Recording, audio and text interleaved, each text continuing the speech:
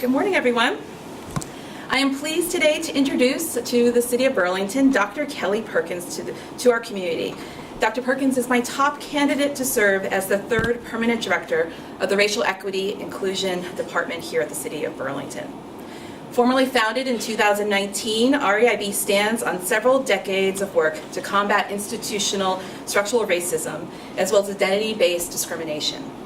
In 2000, the City Council adopted a legacy action plan to map out a vision for the city over the next 30 years that included the social, economic, environmental, and cultural health for future generations.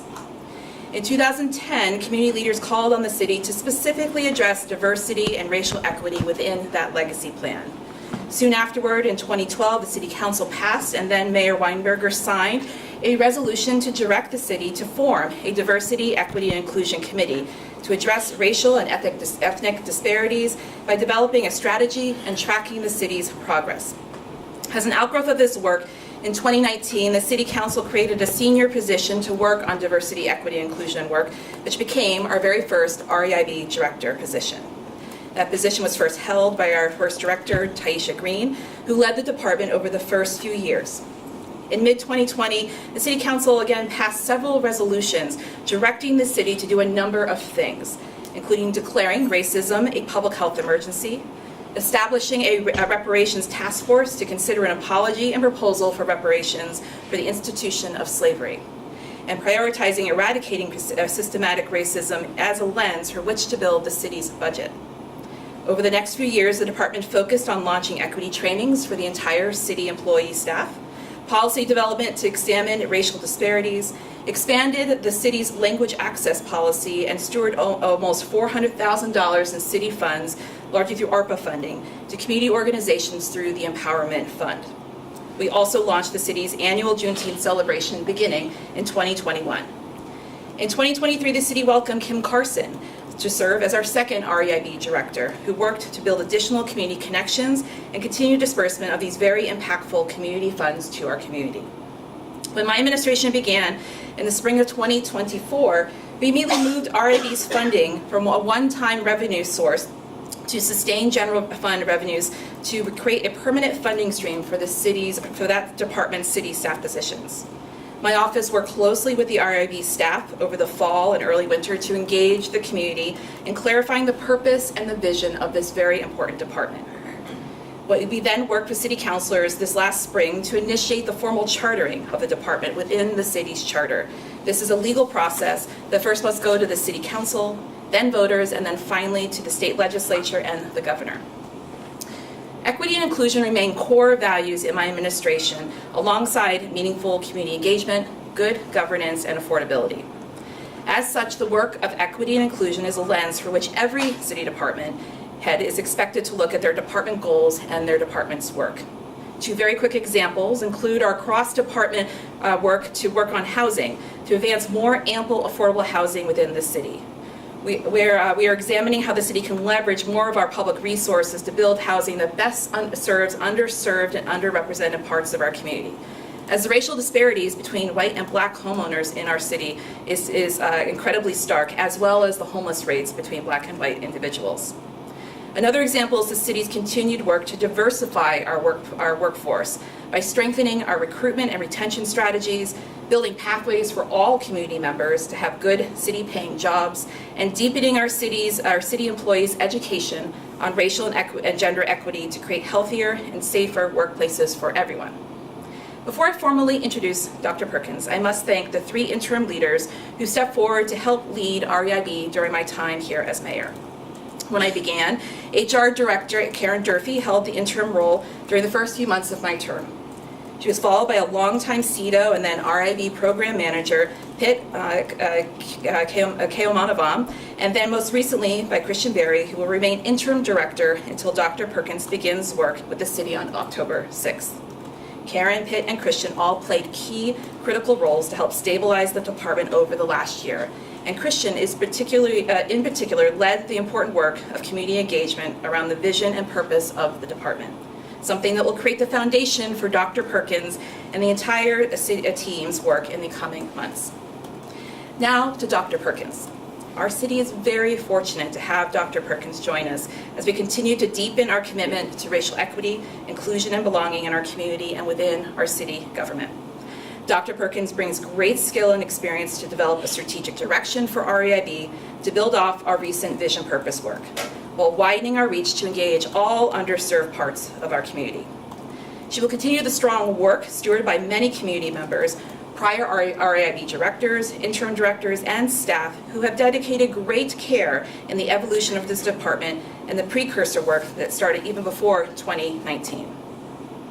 Dr. Kelly Perkins has 20 years of professional experience, most recently serving as the Human Resources and Justice, Equity, Diversity, and Inclusion, or JEDI, Director for Vital Communities, an Upper Valley nonprofit focused on community and economic development.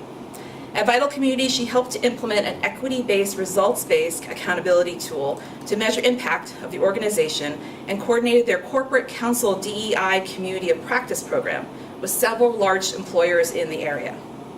Dr. Perkins also previously worked at the University of Vermont as the Associate Director of Residential Education, where she designed training programs for 150 plus employees at the university. She earned her Doctor of Education from Northeastern University, as well as a Master's of Science in Adult Education from North Carolina Agricultural and Technical State University. Dr. Perkins is a deep listener, a restorative justice practitioner, a Vermonter, and deeply committed to helping our community move forward together in this critical work at this very critical time. Dr. Perkins was the top candidate among a pool of over 40 applicants, leading to a very, very competitive process for this position. I appreciate the high level of interest in the city's racial equity and inclusion work, and I offer gratitude to everyone who applied. I want to thank the interview committee that supported my office in this process, including Councilor Milo Grant, who is the chair of our REIB City Council Committee, former Councilor Ali Jang, Tato Ratesby from AALV, and our Fletcher Free Director, Mary Danko. Dr. Perkins' appointment will be on the City Council agenda this Monday, September 29th, and if confirmed, she'll begin on October 6th. Please help me by warmly welcoming Dr. Kelly Perkins.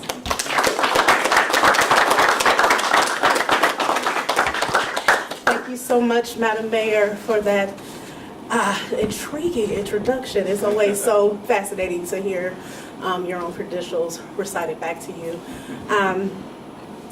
Yesterday in a BIPOC stakeholder meeting, I had the opportunity to share a quote by Amanda Gorman. She wrote, "Who are any of us if not what we make of the dark?" And my interest in this role was really to help Burlington make sense of the dark, right? REIB came to be as the pandemic was beginning to roar, and it's been crisis after crisis after crisis, right? And we're getting to a point where now things are swelling, right? We're seeing our humanity, the humanity in each other, much less, right, than we were even in 2020. Privilege, right, creates a dynamic where compassion and empathy only go up, right? Pity goes down. And you can't assist people, you can't solve problems when you feel sorry for them, when you don't see them as a part of your community and having something to offer. And so really my goal and my hope for this office, this department, right, and for our city government is to be able to figure out how to get us back in right community with each other, to break down that wall of privilege that keeps us from seeing the totality of each other and what we could contribute, whether you're a new American or a migrant or an immigrant or a Black American or other BIPOC folks, whether you are unhoused, right, whether you rent or can buy. We all need each other to survive, to make our city great. And I do think that Burlington can be a place where anyone can thrive. And that's my goal, to help us get to a place where we can actualize that and operationalize that in its fullness. Thank you.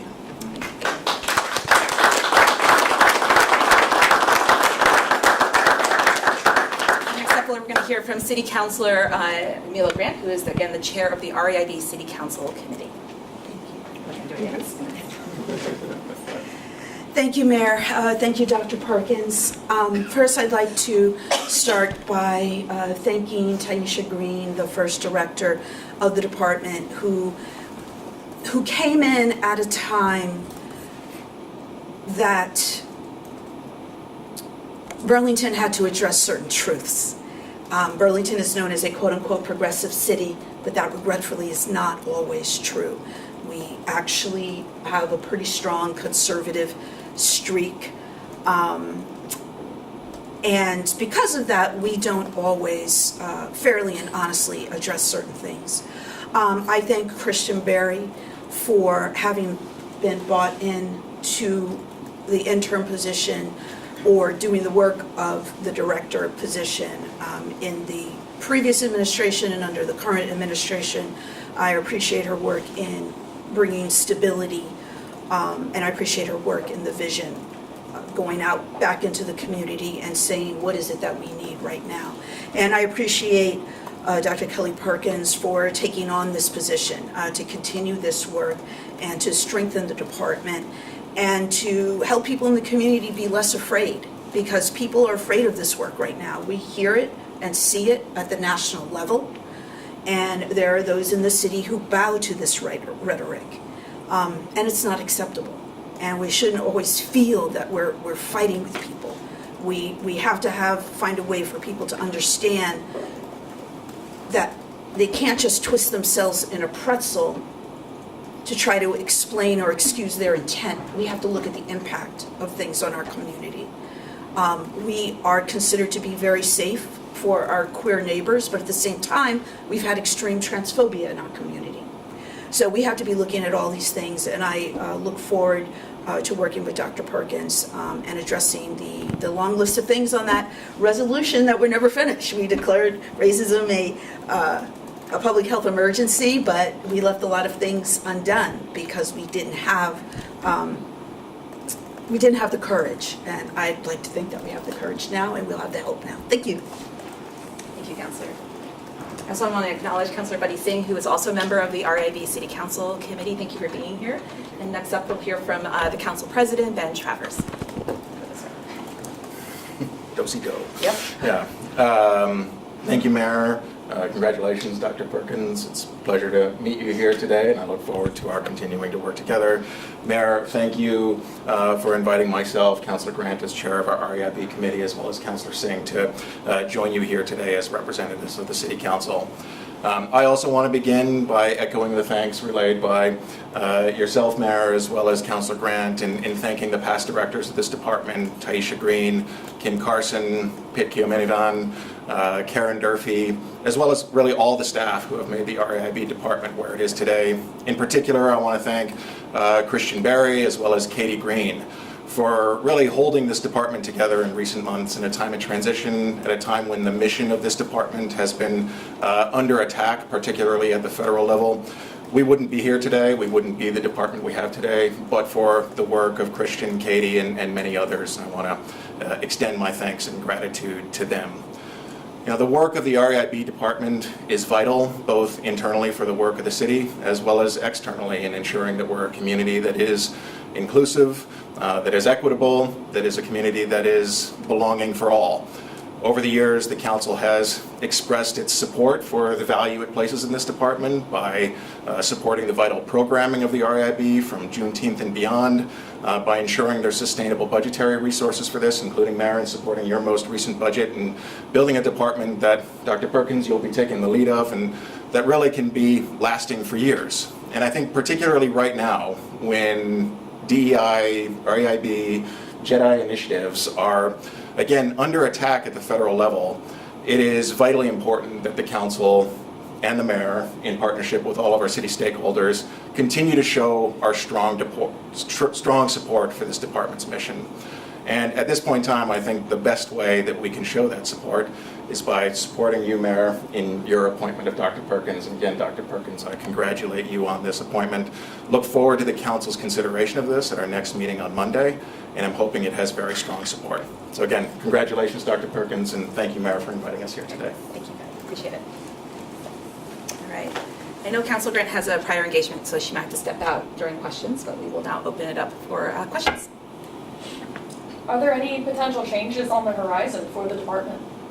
Well, so the department is funded in this current year's budget, this current fiscal year, for 5 full FTEs, and we have one of those positions still not filled at this point. So I'll be working closely with Dr. Perkins to do an assessment of, based again on that purpose and vision work, and then of course working with the council if she assesses that there's a need to kind of reconfigure that department to best develop some strategy and to implement that purpose and vision work that we've talked about. I look forward to hiring another position that again has already been budgeted, so that department has 5 full staff. Okay. And this is a question for Dr. Perkins, but maybe you can also answer this question. Are there any projects specifically you're really excited to bring into Burlington or looking to expand? I'll go first. Sure, I can go first. This is my second stint living in Vermont, and I can remember way back in 2017, we had New Leaders Council here, right, which supported Black and brown folks in particular who wanted to really immerse themselves in learning about the city, learning about local government.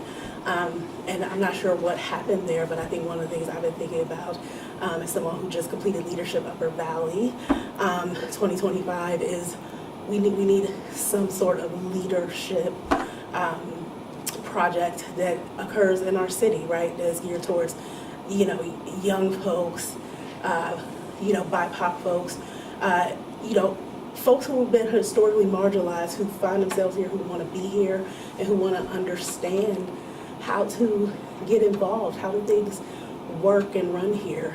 That's a retention tool too, right? How do we make the things that are not, accessible as far as information for everybody, how do we make it accessible, right? Because it should be the government's buy-in for the people, right? So, great. Thank you, Dr. Perkins. And I will absolutely agree with that because I think it is one of the most important ways we can create pipelines for folks to serve in elected roles, but also we have a number of boards and commissions within city government as a great leadership opportunity. We have a lot of work to do to diversify and make true access so folks can serve. There's a lot of barriers in preventing folks from being able to be part of that process. Also, as a pipeline for diversifying our workforce, as I spoke to earlier, every one of our departments have struggled to figure out how to diversify workforces in meaningful ways because there's a lot of, in city government, especially technical work, you're standing right in front of DPW, not to pick on Chapin, but it's a highly technical field that is often a white male-dominated field. And so how do we actually start to lean in and understand ways to create pipelines for folks through apprenticeships or other things we can imagine into, especially considering that almost a majority of we're pushing almost to a majority of our young people in this city are actually folks who are BIPOC. And I think that's a very important demographic growth and evolution of the city of Burlington that is not yet reflected in the leadership faces and the staff faces for our city government. So that's work ahead as well.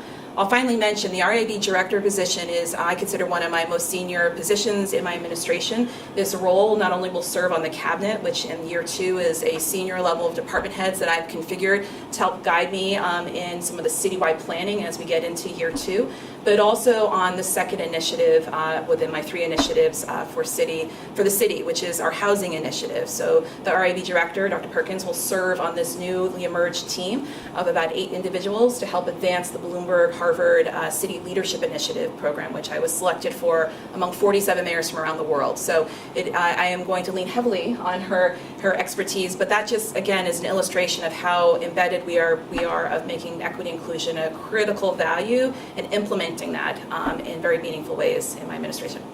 Thank you.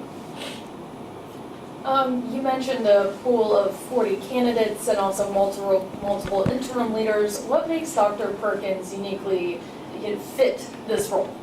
The depth of her experience in particular, thank you, Councilor Grant, the depth of her experience really stood out among the pool. We had such a competitive pool of applicants, we actually really narrowed it into Vermonters in particular in terms of the vetted candidates who at least went to my desk for the second and final round for candidate consideration.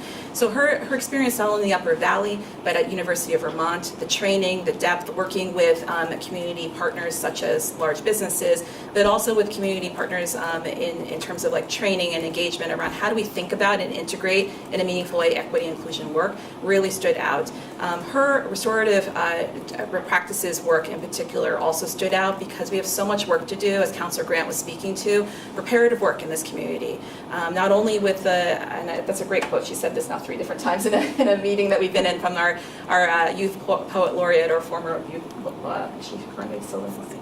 Okay, yeah, Amanda Berman. It's just so important to understand that it's been through an evolution. Our department, there's reparative work to do within our city on a most local level, but also in these times, it's a critically important time to bolster and deepen our commitment work to equity and inclusion work to make sure it's sustained and protected.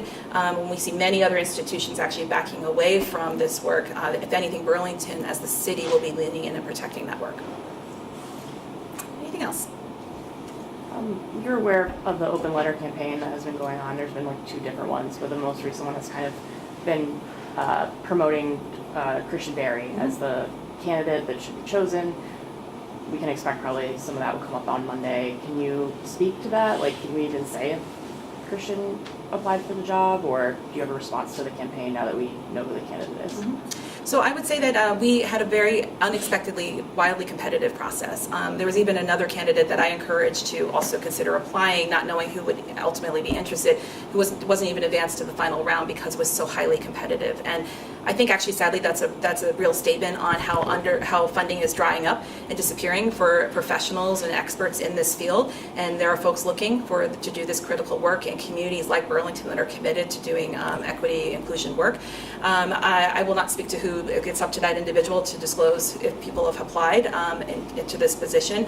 And again, the depth and experience that Dr. Perkins brings, and her experience of working with a team to empower a team to really get to the actual work and to move in again, very intentional ways to do reparative work, I hope will be a responsive way to address some of the concerns raised by these 2 open letter efforts to really rebuild relationships that have been strained as this department has existed in these first 5 years.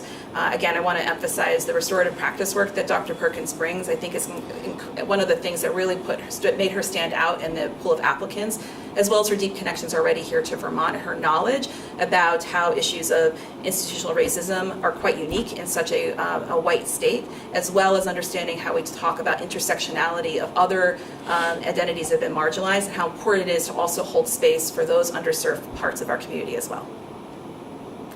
And I mean, with the federal climate right now, the political climate, this narrative that's really we're seeing spread worldwide, are there concerns about this department and the funding for it, or just any other concerns you all may have? Well, to be clear, this department is fully funded by local funds. So I moved the funding sources to the general fund, which is raised by local tax dollars, back in the first fiscal year budget that I delivered to the council in fiscal year 25. That continues for this fiscal year 26.